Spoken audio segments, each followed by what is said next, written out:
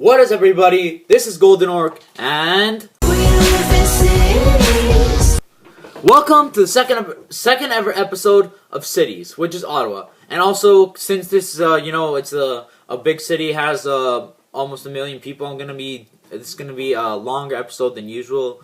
So I think the things that are gonna take up the most time is the tourist attractions and the Vision 10, because they're the big city. They want to grow the capital and the capital of Canada. So, anyways, on with the first section. So the section is gonna be. I'm probably mostly gonna do for this. I'm probably gonna do coat of arms, and I'm gonna also do flags. But Vaughn was different because they had corporate seal. We didn't have coat of arms. So, anyways, for most of them, I'm gonna be doing corporate seal. No, not corporate seal. I'm gonna be doing flags and coat of arms. Anyways. Ottawa's coat of arms is a heraldic symbol dating back to the 12th century in Europe. It's so old. Originally, it was a cloth tunic worn over or in place of armor to establish identity in battle. Arms were later adopted as emblems for cities. Schools, churches, guilds, and corporations reflect origins or histories. In 1954, the Earl Marshal, who was acting for the Duke of Norfolk, issued patent letters for the coat of arms to be approved. The city used this coat of arms on the first day of 1955. When Ottawa amalgamated with the surrounding communities in 2001, they used the same coat of arms. I'll now explain the symbolism in each part of the coat of arms. On the shield, the wavy blue and white cross represents the junction of the Ottawa River and the two tributaries, the Rideau and Gatineau rivers, which determine the location of the community. The royal crown symbolizes the naming of Ottawa in 1857 by Queen Victoria. The canoe paddle and arrow symbolize the I'm probably going to butcher this, Wautuwis Nation, who were the first occupants of the region. The astrolabe represents Samuel de Champlain, the first European to explore the region in 1613. The pick and shovel crossed behind a grenade alludes to the Royal Engineers, who under Lieutenant Colonel John By built the Rideau Canal and founded Bytown, the original name of Ottawa. The white pine tree honors the role this natural resource played in attracting settlers into the Ottawa region, and is also a reference to what was considered one of Ottawa's Valley's principal economic assets. The roundel featuring an oak tree alludes to the former seal of Bytown. The phrase at the bottom in French means the city of Ottawa advance. The timber trimmer refers to Ottawa's historic timber trade industry, and the officer of the civil service rifle regiment indicates that this unit and successors, composed of volunteers from the civil service, have served Ottawa since 1865. The coat of arms was presented to the municipality of Ottawa by Vincent Massey, who was the Governor General of Canada, who represents the Queen, on October 20th, 1954. And I just said what a Governor General was. They basically represent the Queen. Canada's under they're still kind of under British rule. Not really. They're under the Crown, I guess. And I'll now be talking about Ottawa's flag. The flag was created in 2001 when 11 municipalities, Cumberland, Gloucester, Goulburn, Kintan, and Nepean, Osgood, Ottawa, Rideau, Rockcliffe Park, Vanier, and West Carleton amalgamated to form the new city of Ottawa. Ottawa required a new identity that represented the new city's dominant characteristics and population diversity. The flag was designed. And the flag design was headed by a group of citizens that asked 1,000 Ottawa citizens to ask what they would like on their flag. The fancy O symbolizes Ottawa's vibrancy. The O in the center also symbolizes, it symbolizes how Ottawa is the center of Canada and it's the capital of Canada politically, and is designed to look like a maple leaf and Parliament buildings. I don't know how that works, but okay. And the white streamers on the side symbolize unity, harmony, and working together towards a common goal. The blue and green symbolize the quality of life and environment in Ottawa. The blue symbolizes Ottawa's rivers and waterways, of course. They have the Gatineau River, the Ottawa River, and the Rideau River. And the green represents the numerous amount of green spaces in Ottawa. Ottawa used to have a flag of purple, red, and blue tricolor, and this flag was adopted in 1901. In 1987, Ottawa just slapped the coat of arms in the middle, and from 1987 to 2000, this was Ottawa's official flag. And also, apparently the flag broke some rules of heraldry. I don't know what that means. It's like royalty. I don't really understand. I don't really care. Anyways, moving on to the next section. It's going to be a really short section. Bordering Ottawa to the north is the Ottawa River. What runs through Ottawa is one river called the Rideau River. The Gatineau River is in Gatineau, Quebec. Ottawa borders with Gatineau. I'll be explaining in the next section. The Rideau River was heavily relied on for fur trade. Until about 8000 BCE, the Ottawa Valley was covered by the Champlain Sea, which formed after the retreat of the Continental Glacier around 11,000 BCE. Okay. Ottawa was first incorporated as a city in 1855. Ottawa is the capital of Canada, and Ottawa borders with Quebec, specifically Gatineau. On the 1st of January 2001, Old Ottawa merged with 11 area municipalities, and the regional municipality of Ottawa Carleton to create a new city. The amalgamated city encompasses the municipalities of Ottawa, Vanier in northeast Ottawa, Nepean in southwestern Ottawa, Quintana in western Ottawa, Gloucester in northeastern Ottawa, and Cumberland in northeastern Ottawa. The townships were Rideau in central Ottawa, West Carleton in west Ottawa, Goulburn in southwestern Ottawa, and Osgood in southern Ottawa. And the village of Rawcliffe Park in north central Ottawa, and Ottawa is located southeast of the Ottawa River. Ottawa's population in 2016 was 960,756, making Ottawa the fourth largest city in Canada by population.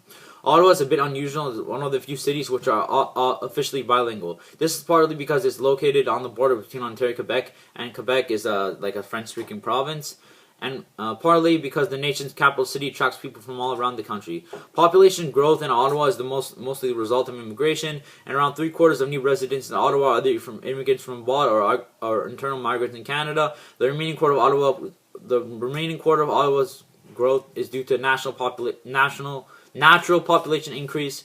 Ottawa since 1901 had an average population growth of population. And the highest point had about the most percentage population growth of before was about 25% from 1951 to 1961. Ottawa is comprised mostly of English, Irish, French, Scottish, and someone was calling on the phone. Ottawa is comprised of people of English, Irish, French, Scottish, and of course, Canadian heritage. Around 65% of Ottawa residents describe themselves as Christian as of 2011, with Catholics accounting for 38.5% of the population and members of the Protestant Church, which include 25%. Non-Christian religions are also very well established in Ottawa, including Islam 6.7%, Hinduism 1.4%, Buddhism 1.2%, Judaism 1.2%. Those with no religious affiliation represent 22.8%. Twin cities of Ottawa include Beijing, China, Cairo, Egypt, and Catania, Italy. So this is going to be a very long section because, as Ottawa, it's being the national capital of Canada. It's the capital of Canada. So this section is going to be really long. Just brace yourself. In Ottawa, you can visit the Canadian Museum of Nature, Canadian Museum of Aviation and Space, Canadian Museum of War, Canadian Museum of Agriculture, Canadian Museum of Design and Technology, and the National Gallery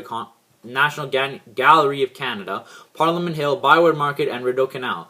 The Canadian Museum of Nature is Canada's Natural History and Natural Sciences Museum in Ottawa, Ontario, Canada. Its former collections, which were started by the Geological Survey of Canada in 1856, now include about 14.6 million specimens, including botany, mineralogy, paleontology, and zoology. The museum is affiliated with the Canadian Museums Association and the Canadian Heritage Information Network, and the Alliance of Arctic Natural History Museums, the Alliance of Natural History Museums of Canada, and the Virtual Museum of Canada. The exhibits and main programs are housed in Victoria Memorial Museum building in Ottawa. The permanent galleries are fossil gallery, skeleton and dioramas about dinosaurs and marine reptiles, and the events that led to extinction and the rise of mammals approximately 85 to 35 million years ago. Earth gallery, minerals and rocks, how geological forces have shaped our planet. Mammal gallery, Canada's wild animals, including mounts of grizzly bears, polar bears, bison, moose, caribou, pronghorns, and cougars.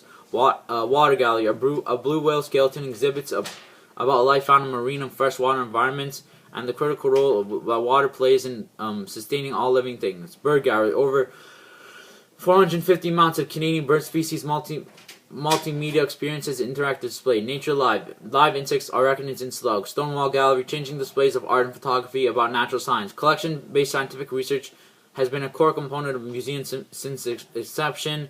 Today, research at the museum is found in two cross-disciplinary centers of expertise: the Center for Species Discovery and Change, and the Center for Art, Technology, and Exploration. Each of the museum's four main collections have several sub-collections: botany, algae, bryophytes, lichens, and allied fungi. Vascular plants, geological collections.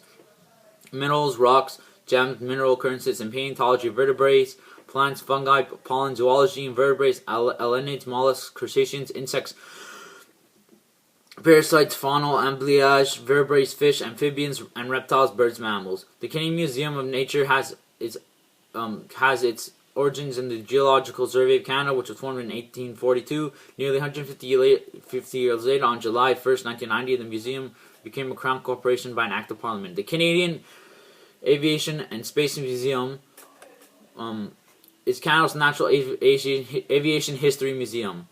The museum is located in Ottawa, Ontario, Canada, at the Ottawa Rockcliffe Airport. The museum's collection contains a wide variety of civilian and military aircraft representing the history of Canadian aviation from the pioneer era before the First World War up to the present day. Particularly noteworthy is a collection of vintage bush planes from the 1920s to the 1940s. The military aircraft represents aircraft flown by Canadians in the First World War, Second World War, and the Cold War. The museum's best-known exhibit is the surviving components of the Avro Aero Inceptor from the late 1950s. Also at the museum is the Space Shuttle Endeavour Canada arm. The space shuttle's built Canadian-built robotic arm. It was unveiled on May 2nd, 2013, with Chris Hadfield on hand from the International Space Station via video screen to aid with unveiling.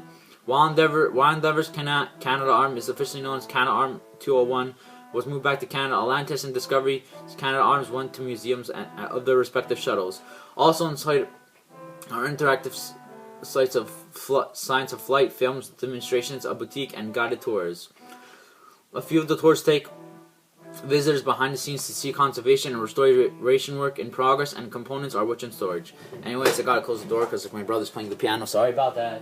Anyways, the Canadian War Museum is Canada's National Museum of Military History. Located in Ottawa, Ontario, and Canada, the museum covers all facets of Canada's military past, from the first recorded instance of death by armed violence in Canadian history several hundred years ago to the country's most recent involvement in conflicts. It includes two major permanent exhibitions on war that have been fought on Canadian soil: the total wars of the 20th century, the Cold War, and peace support operations abroad, and Canada's history of honoring the remembrance. There's also an open storage area displaying large objects from the museum's collections, from naval guns to tanks, from motorcycles to jet aircraft. The exhibit depicts Canada's military past in its personal, national, and international dimensions, with a special emphasis on the human experience of war and the matter of which war has been affected by Canadians' participation. The Canadian War Museum originated in 1880. Its current building opened in May 2005 and is located less than 2 kilometers west of Canada's Parliament buildings. The Canada Agricultural and Food Museum in Ottawa, Ontario, Canada houses a modern working farm. Its purpose is to illustrate how advances in farming and science technology have transformed the lives of Canadians. The museum holds exhibits, public programs, facility rentals, special events, and live demonstrations. The National Museum of Science and Technology was established in 1967 as a centennial project by the Canadian government. The role of the museum is to help the public to understand technological and scientific history of Canada and ongoing relationships between science, technology, Canadian society. The artifact presents the ongoing relationship between science, technology, and transformation in Canadian society. The National Gallery of Canada is located in the capital city of Ottawa, Ontario, Canada. Is one of Canada's premier art galleries. The gallery now houses in a glass and granite building on Sussex Drive with a notable view of Canadian Parliament building on Parliament Hill, and this building was designed by Moshe Safdie, opened in 1988. The gallery's former director Jean Sutherland Boggs was chosen especially by Prime Minister Pierre Trudeau to oversee construction of National Gallery museums. The gallery has a large and varied collection of paint, drawings, sculptures, and photographs. Although it is focused on Canadian art, art. It holds works by many noted American and European artists. It has a strong contemporary art collection with some of Andy Warhol's most famous works. In 1990, the gallery brought sorry about that. Bought Baron Newman's Voice of Fire for $1.8 million, igniting a storm of controversy. Since that time, its values appreciated sharply. In 2005, the gallery acquired a painting by Italian Renaissance painter Francesco Salvati for $4.5 million. Its most famous painting is likely The Death of General Wolfe by Anglo-American artist Benjamin West.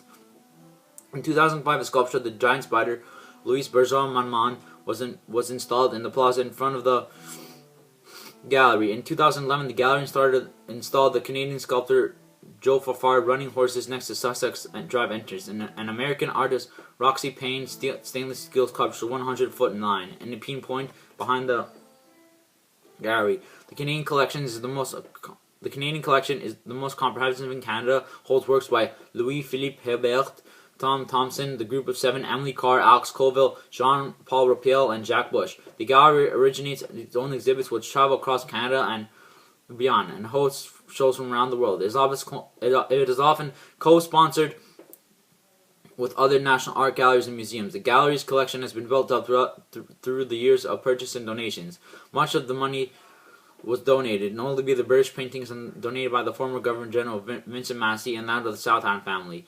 And now finally, I'll be talking about Parliament Hill. Parliament Hill, colloquially known as The Hill, is an area of crown land on the south banks of Ottawa River and in downtown Ottawa, Ontario.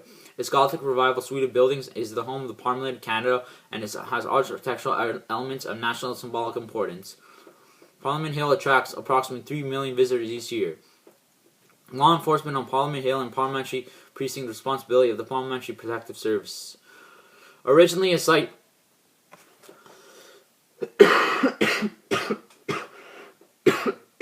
of a military base in the 18th and early 19th century, development of the area into a governmental precinct began in 1859 after Queen Victoria chose Bytown as the capital province of Canada.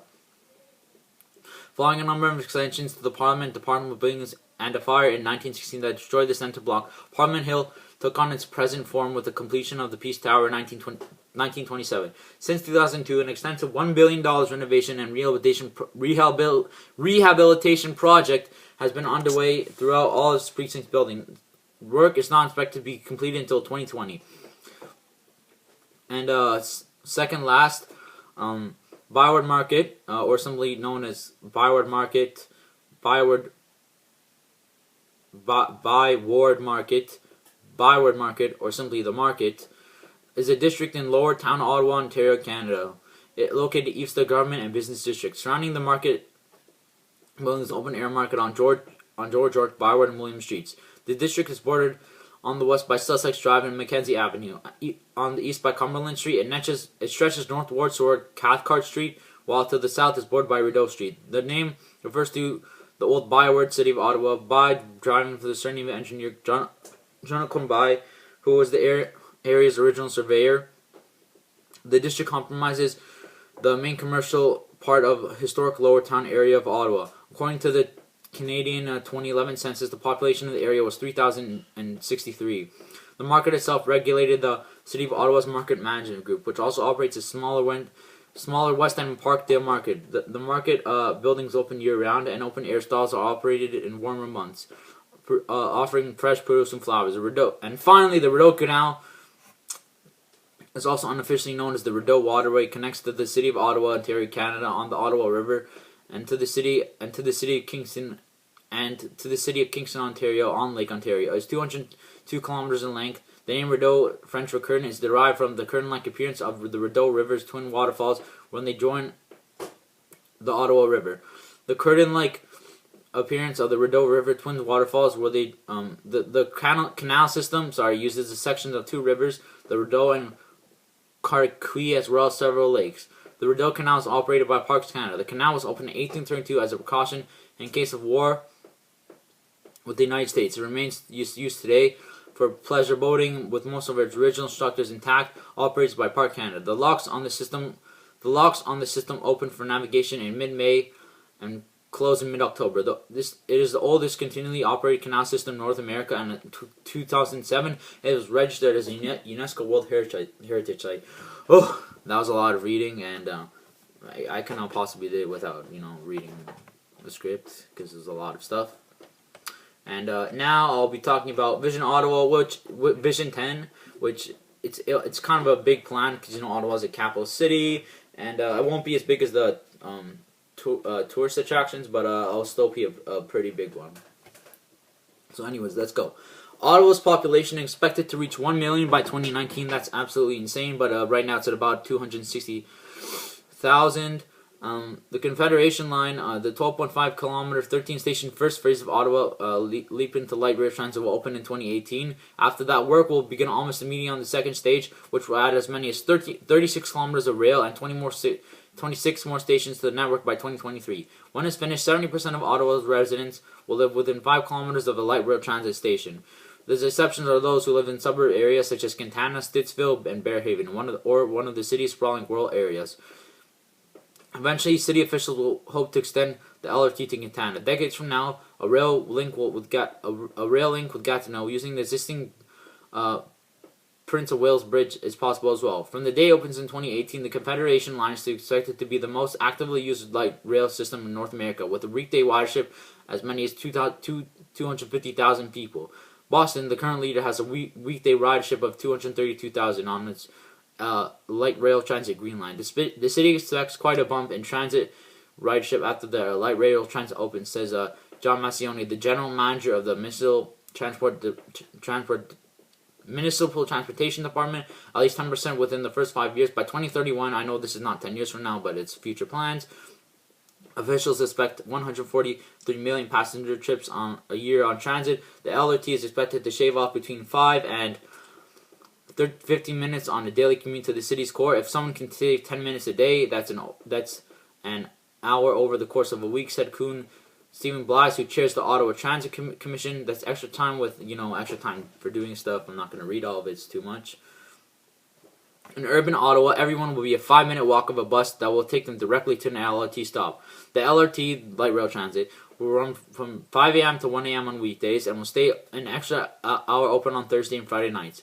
When the trains do stop, they'll be replaced by a 24-hour bus service. At key stations such as Bayview, where the Confederation and Trillium light transit rail lines intersect, the density will be off the charts by Ottawa standards. Trillium Development Groups proposes to build 3 high-rise mixed-use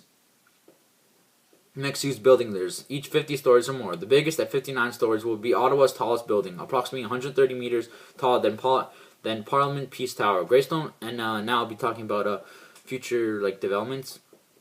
Greystone Village, built on land owned by the Oblate brothers, a Catholic missionary congregation that lived there for 150 years. The 10.5 hectare Greystone Village will transform Old Ottawa East, almost doubling its population. The new community will include 1,400 single townhouse and condo units, mixed retail, green space, and events plaza. The regional realty project will also preserve the heritage edifice des Chalets, which dates back to 1885. A wide swath of trees and walking paths will stretch along the Rideau River, and a grand allée will link Main Street to the front portico of the Greystone des Chalets. It will take a decade or more to complete. Tunney's Pasture, this is the next project. After local opposition derailed a plan to turn almost half of a 49-hectare federal government employment campus to over the Ottawa Hospital for its new campus, master plan for Tunney's, approved by the National Capital Commission in 2014, appears to be back on track. The 25-year plan provides a vision for the future development of the site, which, like the LeBrenton and ZB's, those are also other future plans, is conveniently located along the city's Confederation light rail transit line. It envisions a complete community with as many as 3,700 residential units, employment for more than 20,000 workers. There are about 10,000 employed there today. Retail components and a block devoted to major community park. Now I'll be talking about Waterridge Village, better known as the former Rockcliffe Air Base. The 131 hectare mixed-use community will be the single largest development within the Greenbelt agglomeration since 2001. The first 214 housing units will be available in 2017. When fully built, over the next to 20 years. Wateridge Village will house 10,000 residents and employ as many as 2,600 people. But about 5 hectares of site owned by the Canada Lands Company, an arm's length of a self-financing Crown Corporation. Self-financing Crown Corporation. While the community won't have the kind of densities found downtown, they will be higher than in the developing suburbs. The layout is intended to provide safe and appealing alternatives to cars, through a network of sidewalks, cycle tracks, and pathways. However, the community is not planned on a rapid transit network, raising concerns about transportation.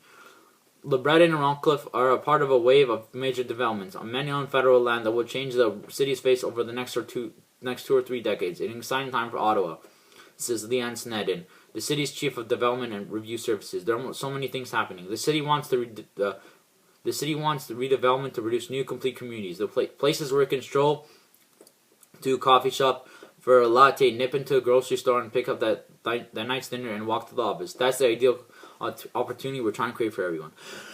Whew, oh my gosh, that was a lot of reading, and that probably won't happen again because Ottawa, the capital of Canada, they gotta show that the capital of Canada, so they gotta build things and build future stuff, and yeah. So anyways, now the final section. Ottawa comes from the First Nations word Odawa, meaning to trade. Bytown is the former name of Ottawa, Ontario, Canada. Ottawa, Ontario, and it is Canada's capital city. It was founded on September 26, 1826, incorporated as a town on January 1st, 1850, and superseded by the incorporation into the city of Ottawa on January 1st, 1855. In 1857, Queen Victoria chose Ottawa to be the capital of Canada. Ottawa was formerly called Bytown. Bytown was named after Lieutenant Colonel John By, who got a letter from the Governor General Dalhousie to separate he was sent there by General Dalhousie Governor General Dalhousie to separate Ottawa into lots, and yeah, that's pretty cool. Ottawa was actually originally called Bytown. Anyways, this episode's been kind of long. This Golden Orc signing out. Peace. See you on the next episode, which is Toronto. Yeah, Toronto coming up next. Peace.